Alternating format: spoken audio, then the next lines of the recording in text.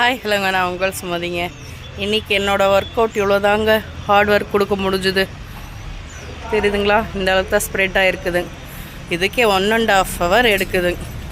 என்ன பண்ணுறது? வெயிட் ஏறும்போது அசால்ட்டாக பார்த்துக்கலாம், சாப்பிட்லாம். வெயிட் லாஸ் பண்ணுறது ரொம்ப ஈஸி அப்படின்னு நினச்சிட்றோங்க. ஆனால் வெயிட் லாஸ் பண்ணி பார்த்தா தான் தெரியுது அது எவ்வளோ கஷ்டம்னு.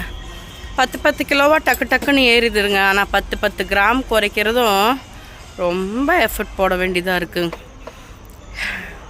எங்கள் மாஸ்டருக்கு தான் தேங்க் பண்ணணும். நல்லா விடாமல் பண்ணுங்க அப்படின்னு. மழைங்க நைட்டெல்லாம் எங்கள் ஊரில் இருந்தாலும் பாருங்கள், இந்த அளவுக்கு வேர்க்குதுன்னா எனக்கே அதிசயம் தான். எனக்கு வேர்க்கவே வெறுக்காது. இந்த அளவுக்கு எஃபர்ட்டு போட்டு வேர்வை வருதுன்னா பெரிய விஷயம் இல்லைங்களா? உங்களுக்கு காட்டணுன்னே துடைக்காமல் வந்திருக்கிறேன். என்ன பண்ணுவோம்? இதனால் ஒவ்வொரு பெண்ணுங்களுக்கும் சொல்கிறது என்னென்னா, பாடி கண்டிஷன் ரொம்ப முக்கியம். குழந்தை பெற்றுக்கிறோம், புருஷனை பார்க்குறோம், மாமியாவை பார்க்குறோம், மாமனாரை பார்க்குறோம், அதெல்லாம் அடுத்த விஷயம். நம்மளுக்காக 1.5 hour 1 hour டைம் எடுத்துக்கிறது தப்பே இல்லை. நாளாக பிகினிங்கில் 4:30 மணிக்கு எழுந்திரிக்கிறதா 4 மணிக்கு எழுந்திரிக்கிறதான்னு சோம்பேறித்தனம் பட்டேன்.